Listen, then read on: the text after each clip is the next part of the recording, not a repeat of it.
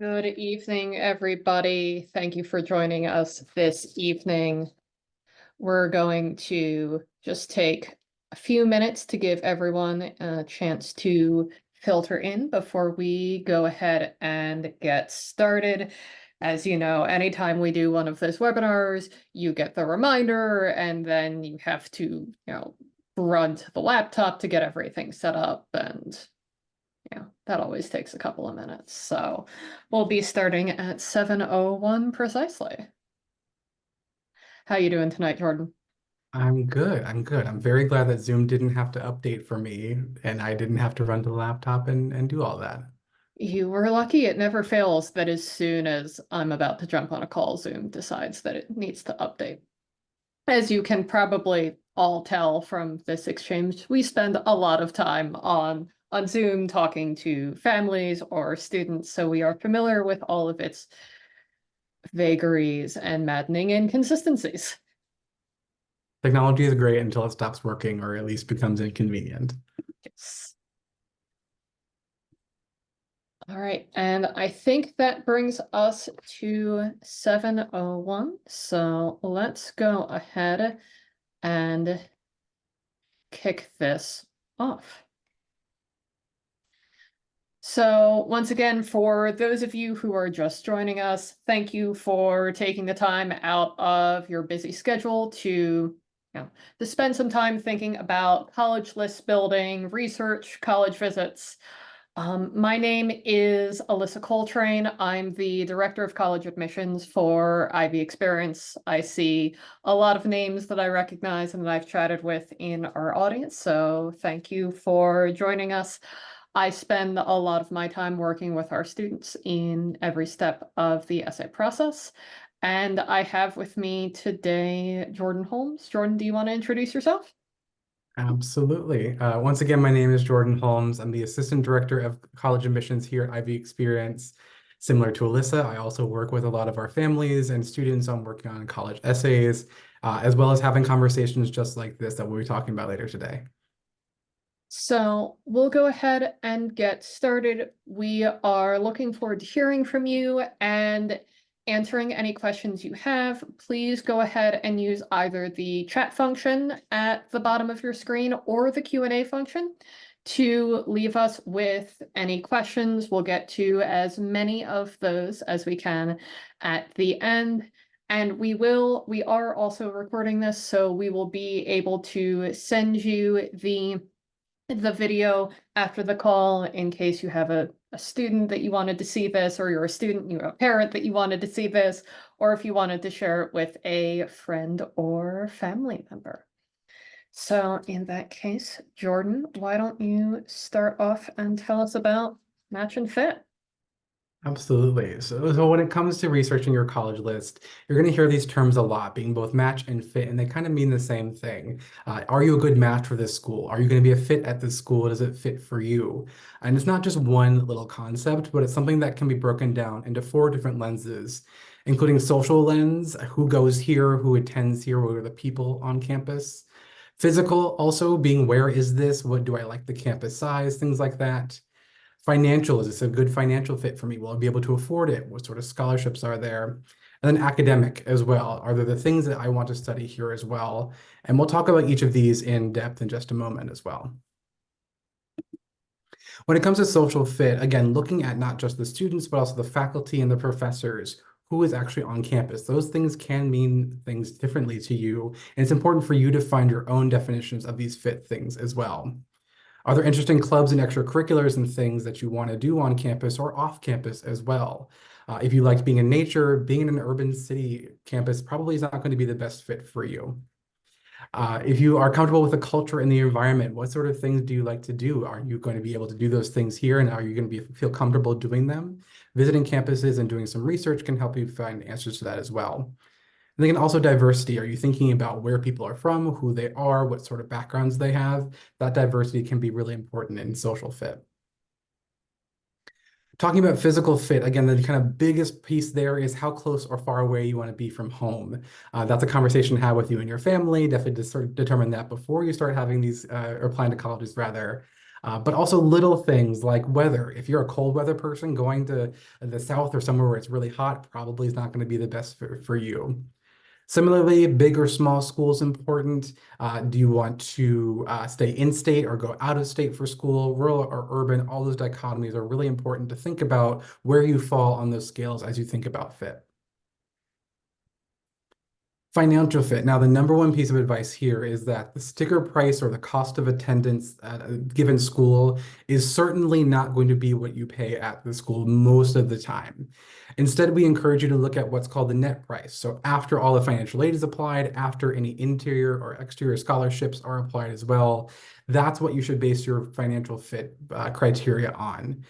Definitely take a look at not only the College Scorecard, which is a government-funded website that talks a lot about net prices, but also look at the individual school's net price calculator. Each of those calculators can help you get a better sense of what the financial aid fit will be for your institution.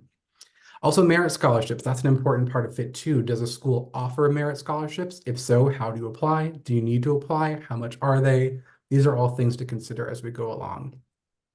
Also, number one piece of advice, I guess number two now, is not to rule out a school just because of a sticker price, right? Really take a look at those websites, ask financial aid officers or the admission officers as well, what sort of resources there are to figure out more about that financial fit. And then finally, academic fit. Again, this is actually last on our list because it is, yes, important, but so many of the other things are going to be way more important in your college process. A lot of different schools across the country have similar programs. Unless you're applying to things like aerospace engineering or marine biology, you can absolutely find physics or chemistry or French at a lot of different campuses around the country rather. So those other factors of fit are going to come into bigger play because we want your experience to be a positive one while you're on campus. At the same time, though, making sure that you have the ability to study what you want to study in the way that you want to study as well will be important, especially when we talk about admissions criteria and reach target and likely schools, which we'll touch on a little bit later in this presentation. All these things will be important as you think about whether a school is a great fit for you. When we talk about programs, again, majors or programs, are those subjects are important to you? When we talk about that academic fit, we have to look at whether there's actually a business school or a business major. Are those two different things important to you? Is that distinction something that you want to do as well? Those are the considerations to consider. When we talk about the types of classes that you're going to be in as well. Discussions versus lectures. Do you like having conversations and learning that way? Or are you okay with absorbing information, processing it on your own, and then going into the world and using it? Again, that distinction will be important as you think about that as well.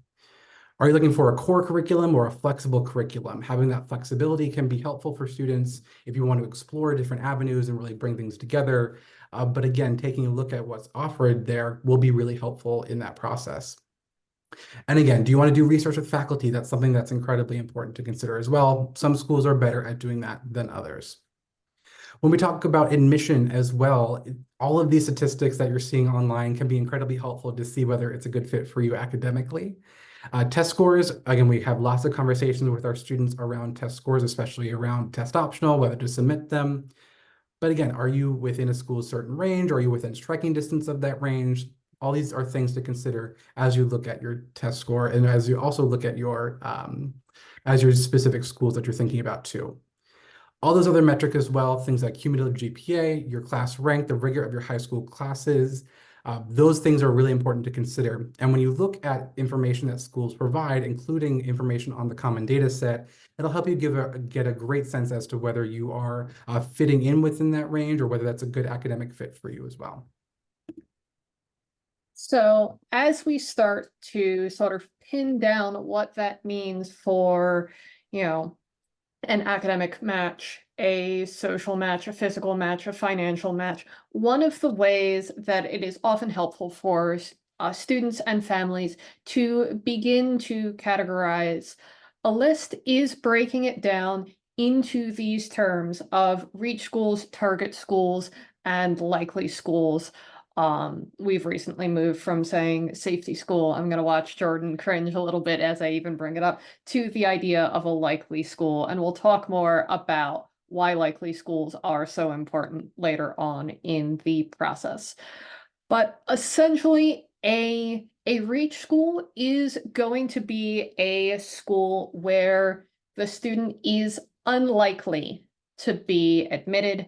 We often will use the middle 50th percentile of a school's test scores as a rough general guideline for that, though it's more of an art than a science. So a reach school, for instance, might be a school where a student's SAT and GPA fall below the 25th percentile of those schools. And we'll go a little bit more into that in depth. But before we start, really giving numbers and percentages, let's start off with giving you an example. So in this case, what I have here are the stats for the University of Wisconsin. These are about 1 year out of date. So if you're looking for the most up-to-date information for Wisconsin, you can jump into their common data set and take a look at it. We will be using that phrase common data set a whole bunch throughout the course of this presentation. So for Wisconsin, they're middle 50th percentile. So if you were to line up all of their accepted, enrolled freshman year students in a row based on SAT and ACT score and take the middle half, you'd have a 1350 to 1480 SAT, a 28 to 32 GPA, and an average, a 28 to 32 ACT and an average GPA of about 3.88. So what that would mean in this case, that for student A here, Wisconsin would be a likely school as their statistics exceed the 75th percentile. For student B, Wisconsin would be a target as they fall within that middle half. And for student C, Wisconsin would be more of a reach as they are falling below that 25th percentile. That becomes just a little bit trickier when we get to talking about reach schools in this case, because you also have to take into consideration the acceptance rate. So we define a reach school not only when a student's GPA or test scores are below that 25th percentile, but also when the overall acceptance rate of the school is 15% or lower. I know it's very easy to rag on the Ivy Leagues and the MITs of the world, but you could have, straight A's, all AP classes, a 1600 on your SAT. It still doesn't make those schools target or likely schools for you simply because they have such a low acceptance rate. So that's something to bear in mind as you're looking at this data and figuring it out. It's also important to bear in mind when it comes to reach schools. These are often the easiest ones for students to think of. They're the names that we hear all the time. These are, the Ivy League schools, the Ivy Plus schools, but try to avoid applying to reach schools simply because of the prestige. There's nothing wrong with reach schools, but think about the ones that fit your needs, your wants, that academic, social, financial, physical fit that we've been talking about at this point. If you are a student who truly loves Columbia, it is an Ivy League school, it's a reach school. That doesn't necessarily mean that you're going to be happy at Dartmouth, another Ivy League school. One of these schools is urban and in a city, and the other one is smaller and much more outdoorsy. So as you are thinking through your list, while thinking through reach schools is great, make sure that you're choosing the best school for you rather than just the best that you've heard of. When we're talking about reach schools here, we've been picking on the Ivy, so I'll leave them alone for a little bit. I have Vanderbilt here as an example. So you can see their middle 50th percentile is 1480 for 15 to 1570 for the SAT. But for our student A here, even though their GPA and their SAT score exceed Vanderbilt's 75th percentile, that's still going to make that school a reach for them simply because of that 7.1% acceptance rate. That can be really disheartening for students, especially when we get to these sort of these middle schools where students are looking for target schools where they would typically fall into between that 25th and 75th percentile. But in many ways, target schools are a little bit of a vanishing breed. And Jordan, I don't know if you want to say a little bit more about that. Yeah, target schools unfortunately are a disappearing breed, as we were just talking about. It's becoming increasingly more difficult to figure out what is a target for a certain student. Again, depending on what the metrics are, students might look really great, but then colleges have their own institutional priorities or things that they're looking for that you may not be able to understand or control, rather. So really just shooting for whatever is the best fit for you and making sure that we're using that common data set to use your best fit and use your best guess, and also having conversations with people like us who can have those conversations and help you make sense of some of these things to figure out what's going on with some of these target schools. And especially with students who, may be a little bit more on the higher achieving. And, we have, for instance, our student from the last slide where Vanderbilt could have technically been a likely school except for the acceptance rate. We see that very frequently for target schools where your reaches are targets and your reaches are targets and your targets are reaches simply because of the number of applications that these schools are receiving. Ideally, target schools are going to be sort of that practical balance between, what you're hoping for and what is possible. This is often going to be where schools are, where schools are looking to grant merit scholarships and hoping to bring students in that might otherwise have attended other schools. So this can be a great place to sort of bulk out your college list and add options. But one of the components we want to make sure that we're going to talk about here is beware of colleges protecting their yield. And on our next slide, I'm going to rat out one of them here. Tulane, which I think is well beloved, but also kind of notorious for this practice. Tulane is well known for heavily privileging its early decision pool. And what that means in this case is they will accept more students out of their early decision pool because they're looking to protect their yield. Yield is out of all of the students a university accept, how many of them say yes to me in turn? It is a criteria that goes into the US News and World Report and helps drive your rankings up. It's one of the things that colleges are concerned about. So Tulane here is a really great example where for a school that admits 10% of its entire application pool, but 23% of its early decision pool, we see, student A and, student A might move from a target to a likely. Student B is still going to be roughly in the middle. And same with student C, this is still going to be a reach. It is not to say that applying early decision or demonstrated interest, which we can talk about a little bit more in the end, is going to be the be-all end-all for your college application.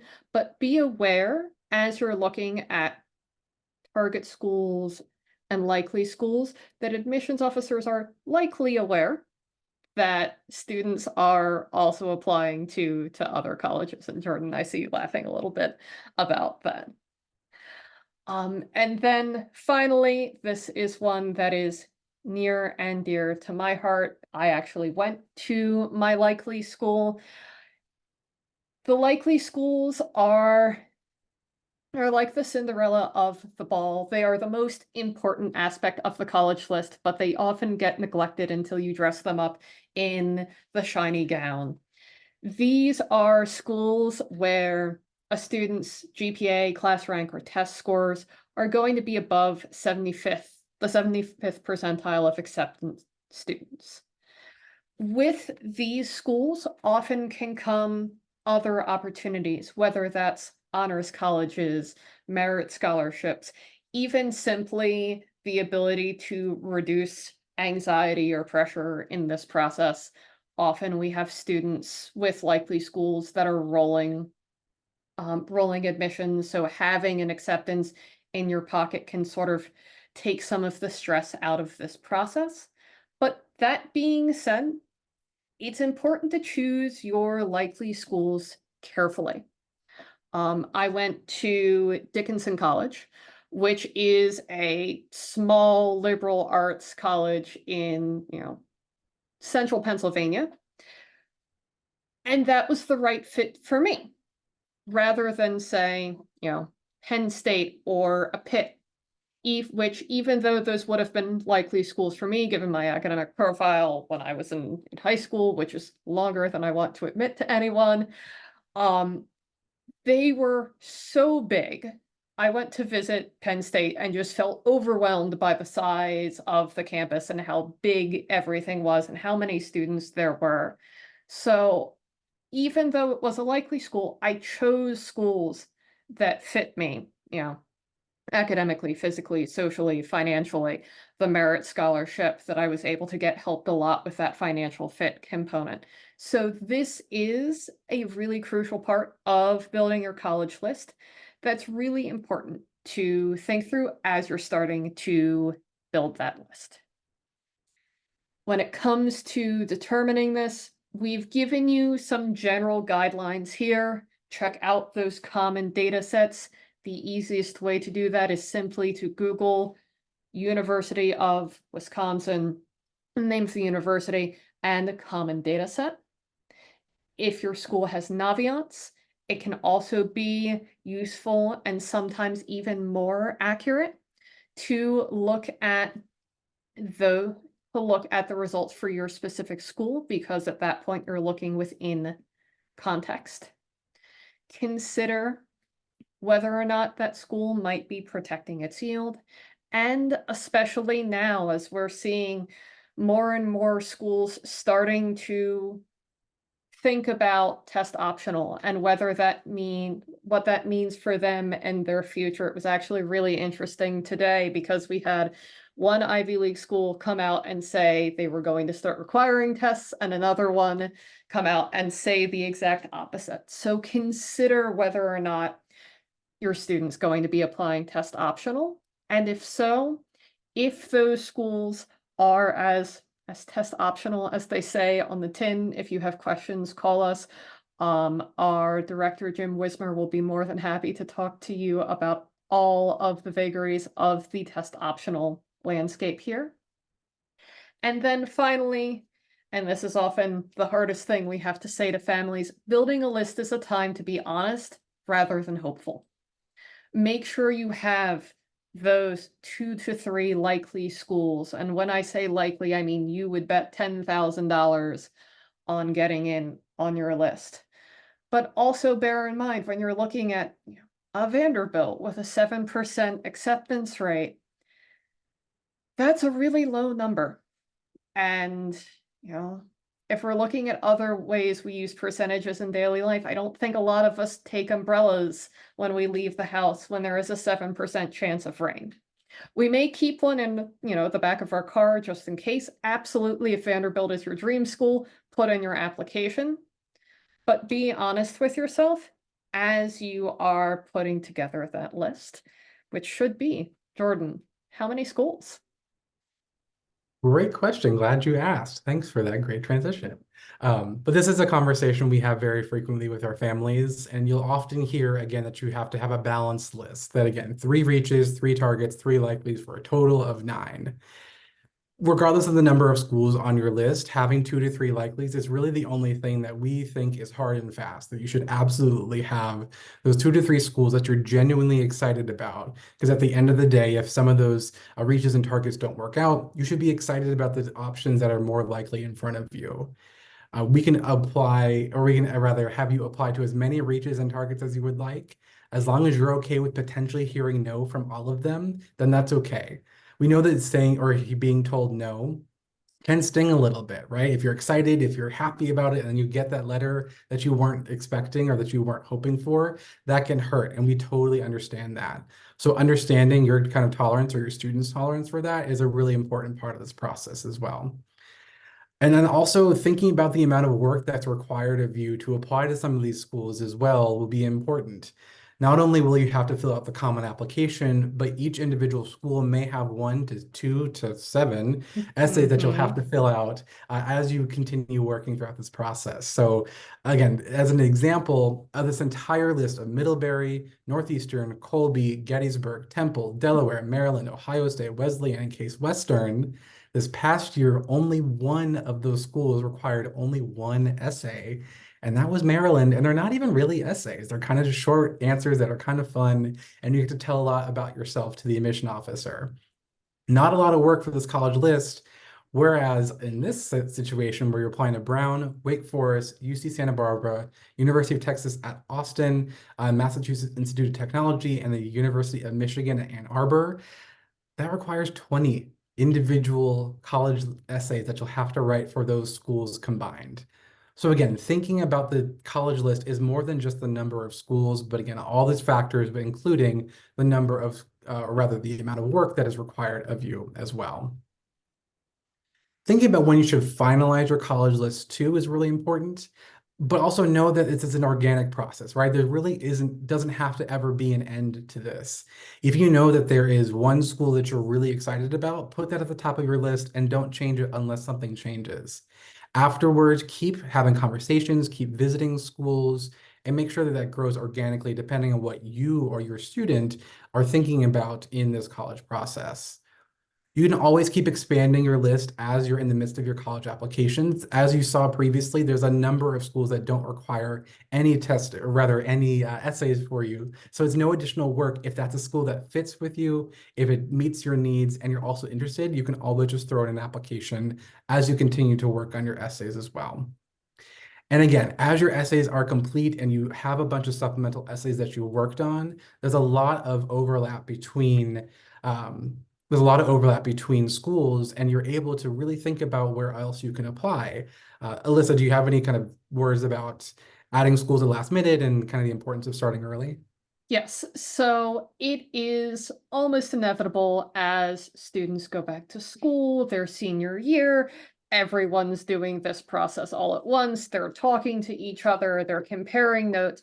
It's almost inevitable that students start hearing about colleges from their friends, start exploring those schools. So it's fairly common to add schools late in the process, in September, in October, hopefully not in November, but that happens too. And that's really one of the reasons why we encourage our families to get started with the process early, get the schools that a student is sure about done, so that when there is that perfect school that their English teacher or their best friend or, the goalie on the lacrosse team tells them about they want to apply to, that there is still the bandwidth to accommodate those, that growing, developing, and changing college list. And you're not going, all right, well, we're adding another college to the 7 that we already have to do essays for.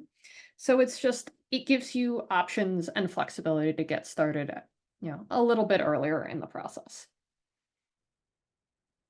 So one of the other things we often talk to families about is this process of visiting schools. It's something our families and our students do frequently, whether that's over Martin Luther King Day weekend or President's Day weekend, or I know many of our local school districts have spring break coming up, because there is this sense that in many ways, campus visits are essential to building a college list. And in many ways, they're not. They can be incredibly powerful tools. They can tell you a lot about the school. They can, allow you to connect with people on campus to get a really good sense of what a campus is like.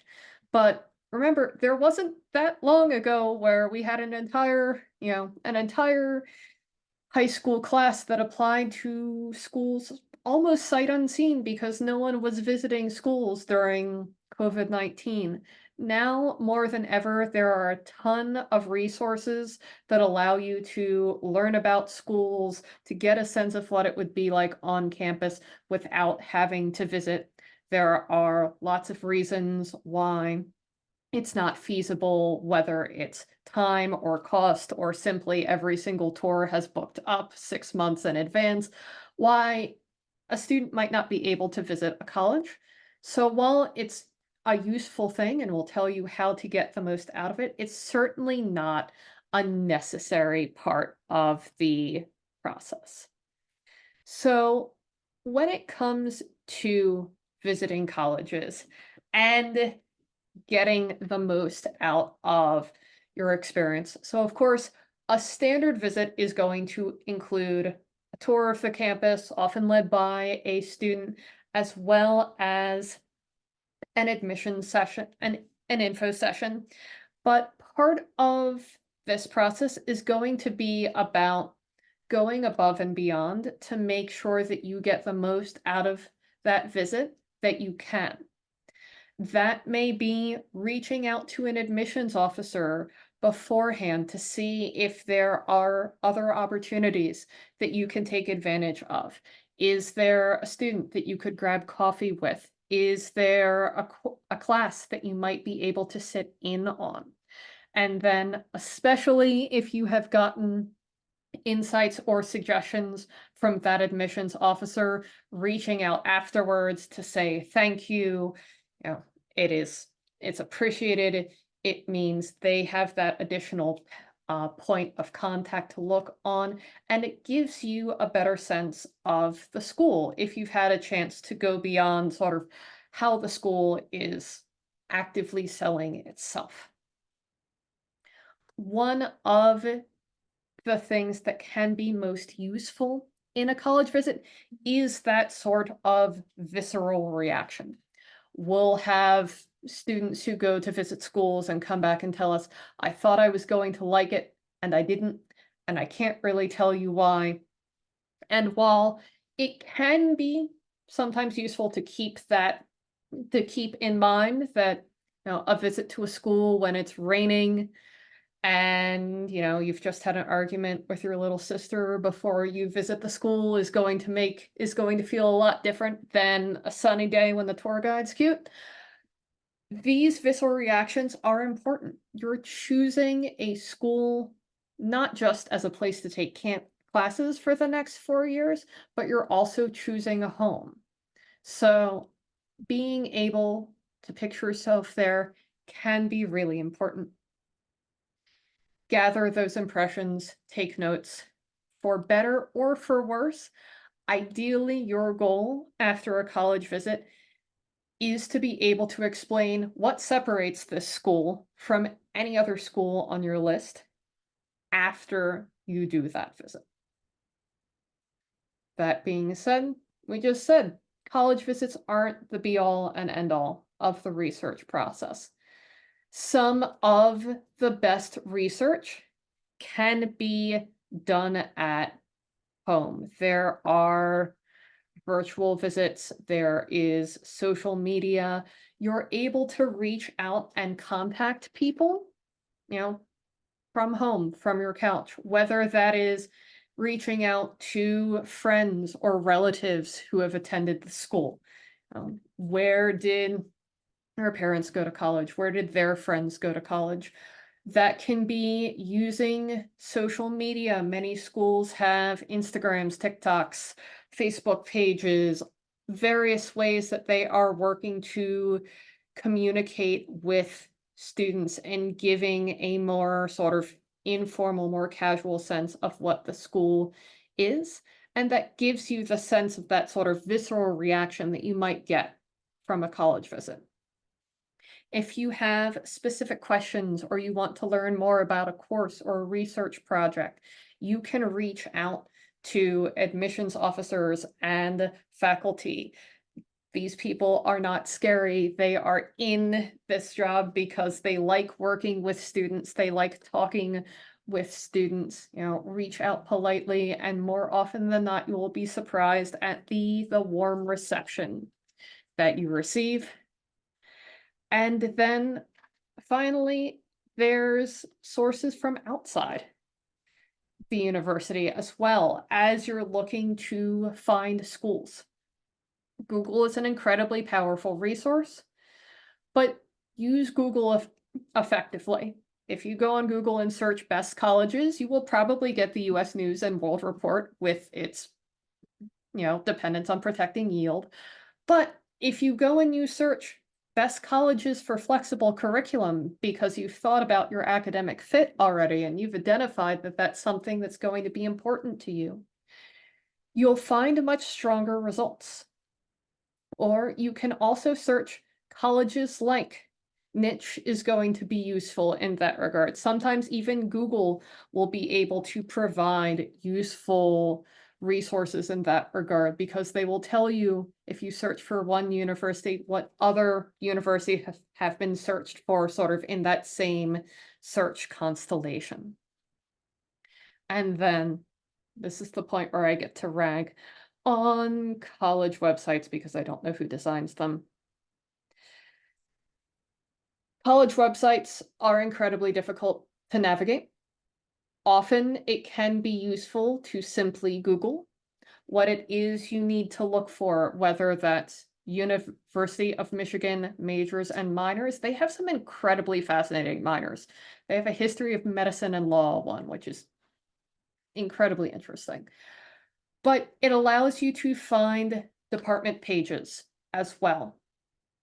It may be more interesting for you to know that the Department of Chemistry has a undergraduate research symposium every single year, which isn't something that would necessarily show up on an admissions page. But if you are interested in chemistry, you can search specifically for the department pages to find that information and that detail. You can look into the news about research or alumni. Social media and YouTube are great places to look because they will give you lots of different perspectives and lots of different avenues to find out about schools and develop a sense of whether or not this school is going to be a match for you in those 4 categories that we talked about: physical, academic, social, and financial. And all of that ties back into this idea of, as you start thinking about colleges, thinking through this idea of personal mission statement to help guide your search. And Jordan, I'm going to let you talk a little bit more about that. Yeah, of course. So again, thinking about a personal mission statement and thinking about what it is that you want to get out of your college experience.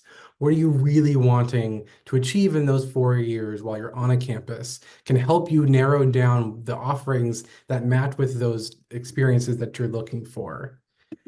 We really want you to look within, right? You're not just going to be finding a place to go to school for 4 years. You're really finding your home. You're going to find the people. You're going to find the location that you're going to be spending those next 4 years around.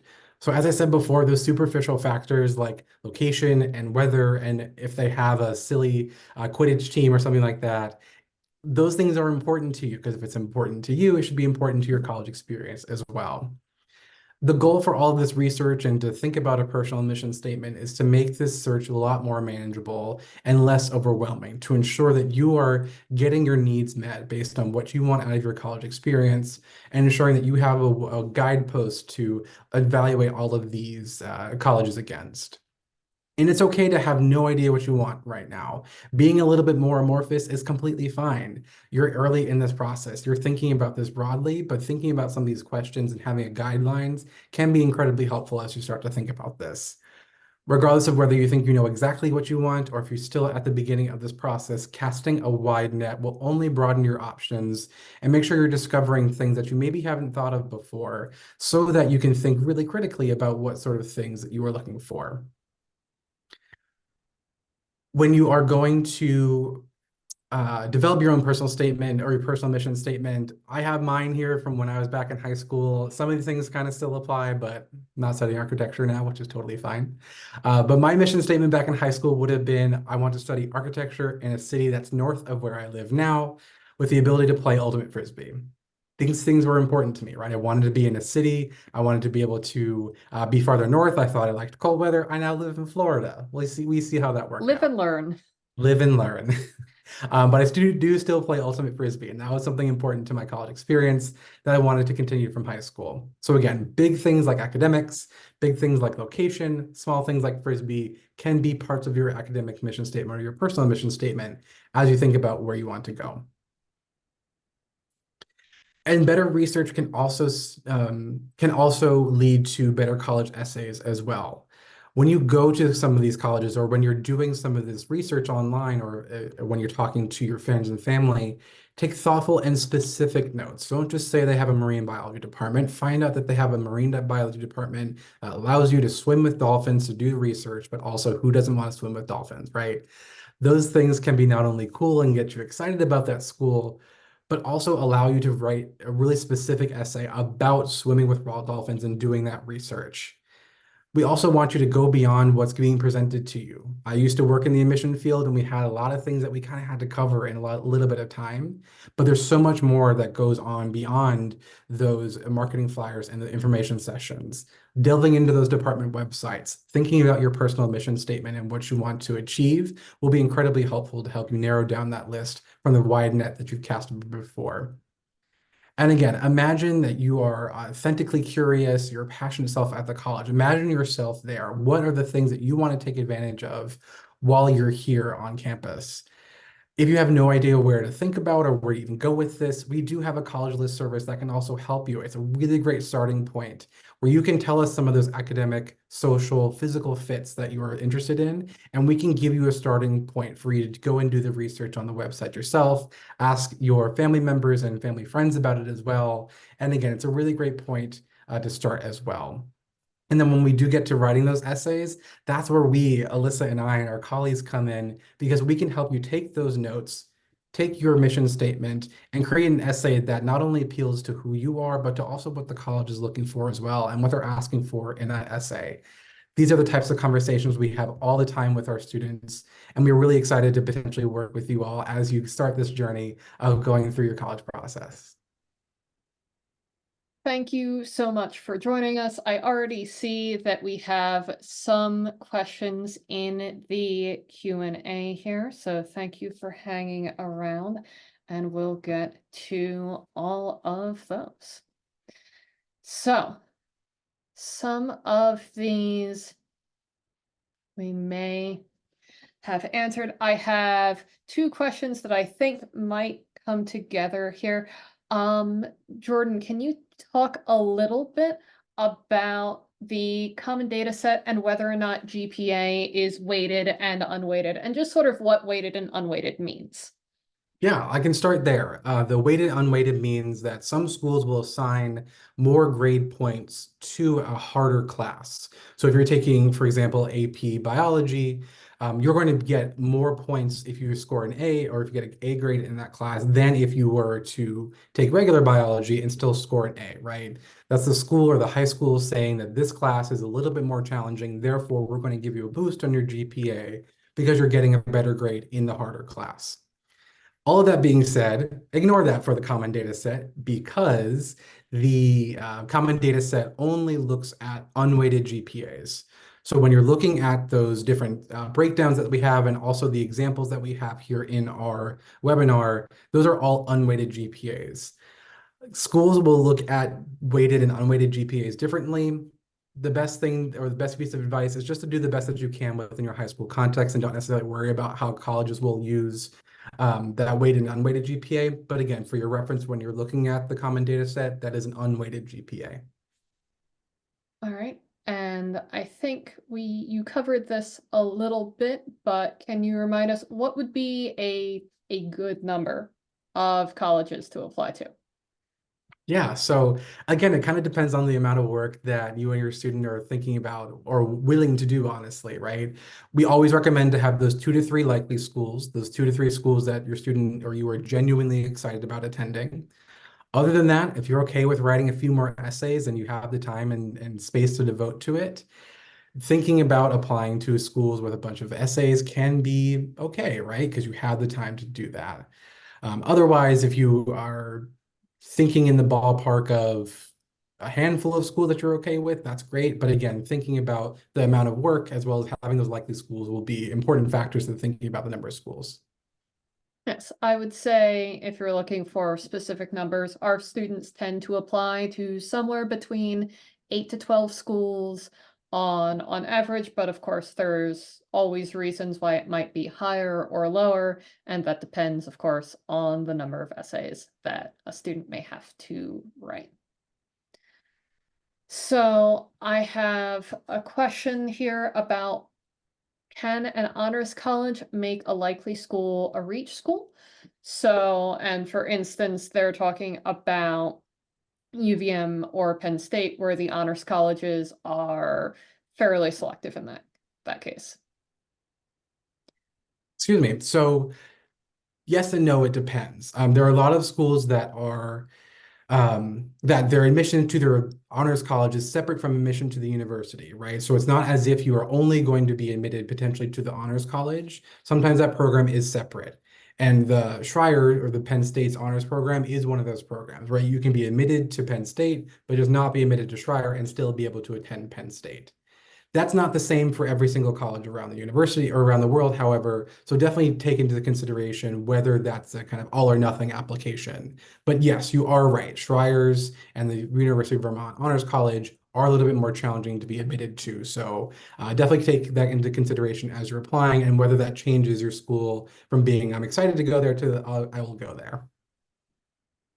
Perfect. Thank you.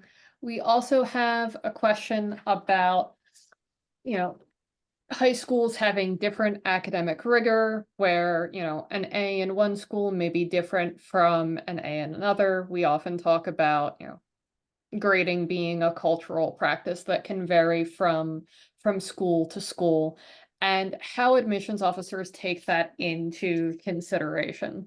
So one of the things to bear in mind when you are applying to a school is that the vast majority of admissions officers are working within a given region, which means they are going to be familiar with the high schools that they are reading from, so that, they typically know what students coming out of a given school might look like academically. They're able to read within context in that regard. And even for, an admissions officer who may be new, admissions officers do change jobs, they will move from school to school. One of the parts that goes to an admissions officer, part of the application that school counselors take care of, is something called a school profile. And that is essentially a this high school 101. It will contain the courses that are on offer at a given school, whether or not, for instance, a school offers AP courses or IB courses. If there are restrictions, for instance, students can't take AP courses until their junior year. Sometimes it will contain average SAT or ACT scores. It will contain the grading scale, so that when an admissions officer is evaluating a student, they have that context on hand as part of the application so that they can fairly evaluate across high schools. All right, so we also have a question about, Jordan, if you want to take this one, after a group campus tour, if you don't have, a personal interaction with an admissions officer, should you still reach out after, after you've completed your tour and your info session? So yes, you absolutely still can reach out, and especially if that school considers demonstrated interest, then that is something that you should strive to do, right? We understand that admission officers are busy, maybe they're out the day that you're there, maybe you can't get onto the actual tour, or they don't lead your information session. Completely okay. Sending them an email will be a way to show that you are actually interested or demonstrating your interest in attending to that school. There are some schools that do consider that very highly. The things like data on the common data set rather will be a really great way to see whether a school actually considers it strongly, considers it, or very much considers it on their application or in their application process. So absolutely reach out before you go. Just say, I'm going to be on campus. Where are some places I can go, as Alyssa mentioned earlier. And then afterward, if you genuinely have a question as something that you saw on campus, maybe something that you had a question from the information session, that can be a great way to reach out and show your interest. Or just saying thank you for the great visit. I really enjoyed campus. Can't wait to apply in the fall. Things like that can be helpful to demonstrate your interest as well. Perfect. And we also have a set of questions about test optional. Jim is probably, turning, his ears are tingling somewhere because we're speaking him into existence. But we have a question about how do you determine whether or not to submit an SAT or ACT score if the school is test optional? And then sort of what are our thoughts on not submitting an SAT or ACT score? So I'll answer the first one first. This is a very general guideline, especially as more and more schools are refining and clarifying their test optional policies. In general, you can go and look at that common data set. You find that, you Google the name of the school, common data set, you go to section C. It will give you that middle 50th percentile of the SAT or ACT score. And you can often look at that to judge whether or not it would be worthwhile to send a test score or to not. We tend to advise if your score is at the 25th percentile or higher, so at the bottom of that middle 50th percentile or higher, to send it. Really what admissions officers are looking for when they're looking at these scores is a sense of, can the student do the work that we need them to do on campus? That being said, and this speaks to our other listeners' concern about not submitting test scores being a red flag, you can also look and see which schools are sincerely test optional. Duke is, notorious for that. For this, Duke lists themselves as test optional, but if you take a look at that common data set, you will see that 93% of the admitted enrolled students at Duke have submitted test scores, yet Duke will consider your application without a test score. Their practices in admitting tells you something about how they consider test optional, though. So when you're considering applying test optional, really do dig into the percent of admitted students that have submitted test scores to help inform whether or not you can make that decision, or give us a call. I'm not joking when I tell you that our director will talk your ears off when it comes to test optional. All right. Jordan, we also have, how do I know if a school is still a target or perhaps still likely if I want to apply to a popular major like computer science? Great question. And I don't have great news only because popular majors like computer science or impacted majors, which are majors that maybe have a certain amount of an enrollment target rather that's much lower than what they're seeing application wise, will probably move your school to a reach school or into a target school if it was in a lower category, only because of the sheer number of applications. And to give you an example, the University of, or rather Indiana University in Bloomington with their main campus is a solid public school that a lot of students choose to go to. For example, a lot of students really want to go to their business school, the Kelley School of Business. So if you're applying to IU specifically, or rather generally rather, for something outside of business, it's probably going to be a likely school, maybe a target school, depending on your metrics. When you go into the Kelley School of Business, they're getting a lot of applications because their program is getting incredibly popular of late. So we do see students kind of slip into that reach area only because of the number of applications.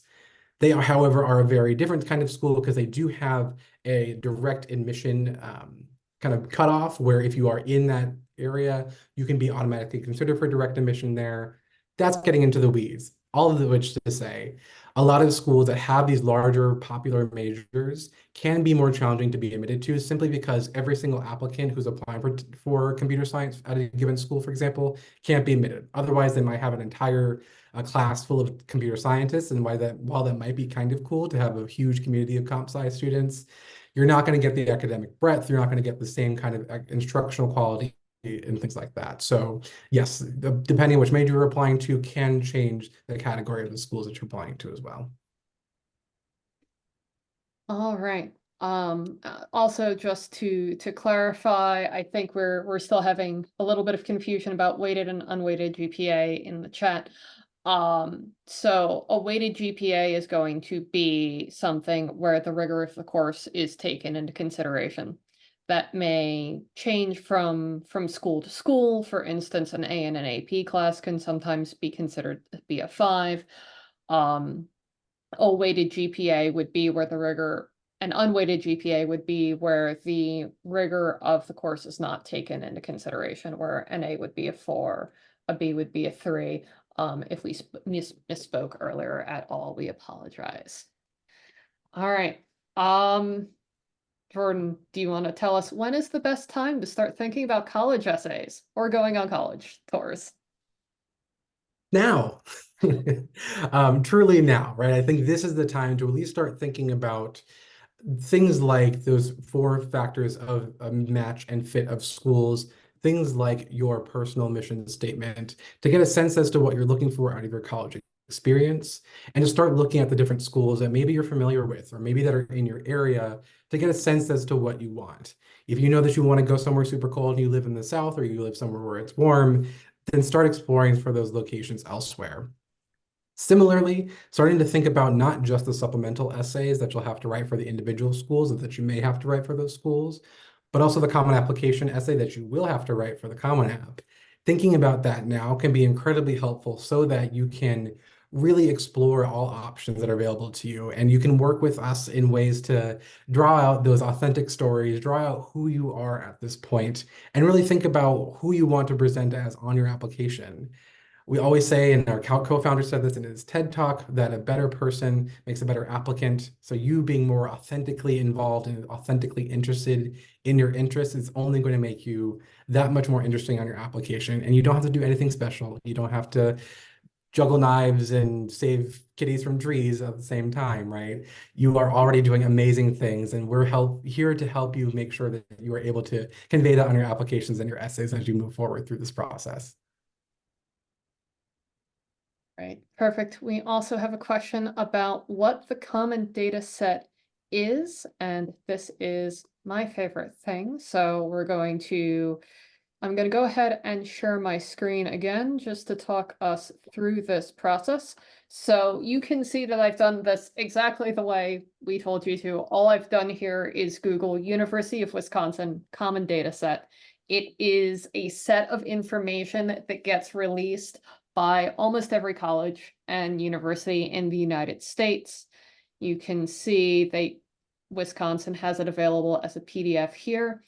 and it's a incredibly long PDF of information that includes a lot of really interesting stuff, including, ratio of men to women at a school, what kind of degrees are offered. But for our purposes, this C9 section is going to help you start to ascertain those targets, reaches, likely schools that we've been talking about at this point. Nearly every school is going to release that data. And once again, I got to that PDF simply by Googling and then looking for the first search result there. All right. So we have, I think, one more question that we're going to field for the night. We've had a couple of more specific questions come in. Please feel free to reach out for us specifically. But Jordan, there are one about what types of things academically or extracurricularly might stand out on a student's application. Yeah, so academically, students who are really delving deep in topics that interest them and are also relevant to what they want to study are always things that stand out on application. If you're applying for a really specific humanities, you are more than welcome to explore that really deeply within your context, right? If you're able to take AP classes in the humanities, if you're able to do research within the humanities, if you're able to do whatever you can to really explore your academic interests, that's a really great way to stand out on your application. Same thing with STEM, same thing with the arts, same thing with everything else academically. Really stretch the limits of what's available at your high school, because ultimately, as Alyssa was talking about previously, school that school profile is going to be incredibly helpful for the admission officer to see what's offered. And if you're maxing out what's offered, you can't do anything more. So the admission officer knows that that's what you're able to do. And if you're able to, again, do that within your field of interest, that's really going to be able to make you stand out within that context. Same thing extracurricularly. I think a lot of students think that, again, you have to do everything under the sun in order to be this amazing applicant, and you're already going to be a great applicant with what you're doing simply because you care about what you're doing. We want you to be doing, we being both former admission officer and also us as essay coaches, want you to be doing the things that you care about, because not only are you actually going to enjoy them, but that longevity of you actually enjoying Taekwondo or you liking being a part of the book club and running it your senior year finally is going to stand out in your application because you've been involved in something that you truly care about for a long time.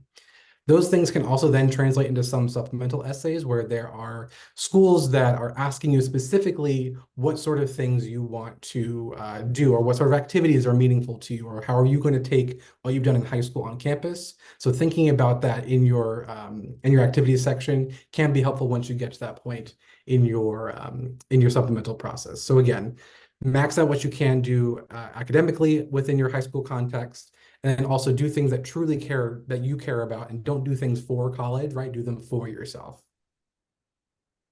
So potentially a follow-up to this. We had a question about, do colleges like students to take both calc and stats by senior year to complete their math curriculum? And I imagine that too is something that may vary from student by student. Jordan. It absolutely does. If you love calc and stats, take both, right?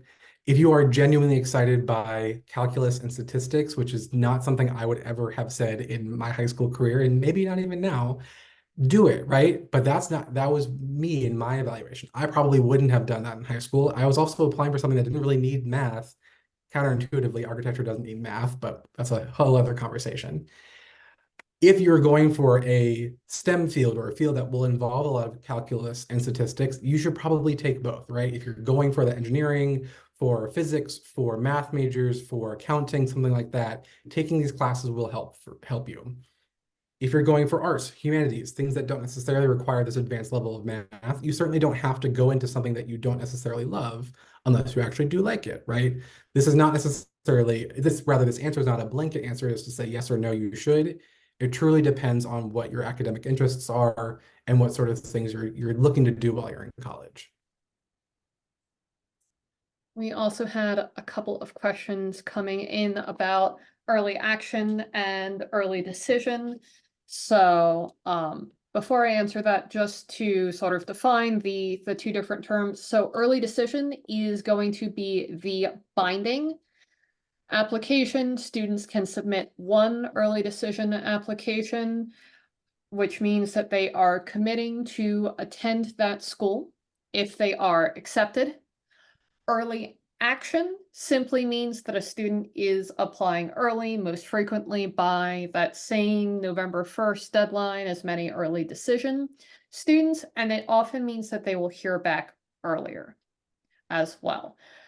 And the question we had is, we've talked a little bit about, early decision pools being seen a little bit differently by admissions officers because they are protecting their yield, but do admissions officers see early action in that same sort of way?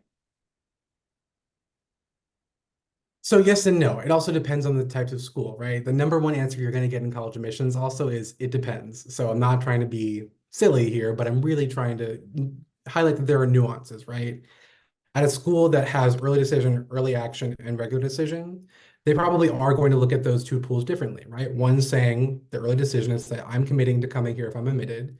Early action says I can't make that commitment for whatever reason, but I'm still really interested in coming. Both of those are showing interest, but only one of them is making the actual commitment. So if you're on the fence, we always say that early decision is a decision that you should make with your heart and not your head. It might make sense for you to ED out of school because of whatever reason, but if you're in your heart, you know that it's not the right school for you, then I don't want you to be accepted and have to go to a school that isn't the right place for you. So again, for the schools that have those three different decisions, they probably do look at them differently. If the school only has one decision versus another, right? There's only early decision and regular decision, or early action and regular decision. They probably don't look at those any differently, right? The difference will between ED and RD, or EA and RD, being early decision and regular decision and early action. So again, all these things are kind of things that, yes, are in your control because you can decide when you would like to apply to a place, but ultimately do what's best for you, right? The colleges are going to do what's best for them, and you should absolutely do what's best for you as well. If you don't want to apply early decision somewhere because it doesn't feel right, you don't feel confident in your decision, it's not 100% what you want, then that's completely okay. And you can apply to other places that are, and you can find those places that are really the right fit for you, that probably have the decision plan that's right for you as well. Perfect. We also had a follow-up question to our advice about reaching out to admissions. If at all possible, do try and find the contact information for your regional admissions officer. Most schools make that available on their websites, but if you're not able to, you can reach out to sort of admissions generally, and whoever is manning that inbox will make sure that your email gets to wherever it is that it needs to go and it gets read by the right person. And then I think our last one here is going to be, does the Common App impact the number of schools that you would want to send applications to? And in this case, although the Common App is incredibly useful in the fact that it means you're only filling out much of the application once, your activity descriptions are only going to be typed out once. If you need the additional information or COVID section, you're only typing that out once. The primary driver of the amount of work required to apply to an application is going to be the number of essays that a school requires. And even if a school is on the Common App, they can add as many additional questions to their own sort of school-specific section as you want. So that's really the driver of, that's really the driver of the amount of work that a student is required. It does also limit you to 20, though please don't apply to 20 schools. All right. Thank you so much for joining us this evening. We appreciate all of the amazing questions, and we will be making this recording available to you as soon as we can get it, taken care of and uploaded. Enjoy the rest of your night.